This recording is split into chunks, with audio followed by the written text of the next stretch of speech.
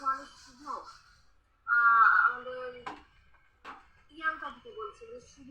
আচ্ছা যদি সরকার তুমি মেনশন দেবে দাদা, মেনশন দেবে দাদা, তখন আমি ফ্রি থাকি। আচ্ছা আচ্ছা, প্রিয়াঙ্কাকে মেনশন দিয়ে বলছি আমি প্রিয়াঙ্কা দিই। পুজোর আগে কার কাটা কিন্তু করার চেষ্টা করবো। আচ্ছা পূজা, আচ্ছা আচ্ছা, শুভ ধন্যবাদ ধন্যবাদ বলছি আমি প্রিয়াঙ্কা দি, থ্যাংক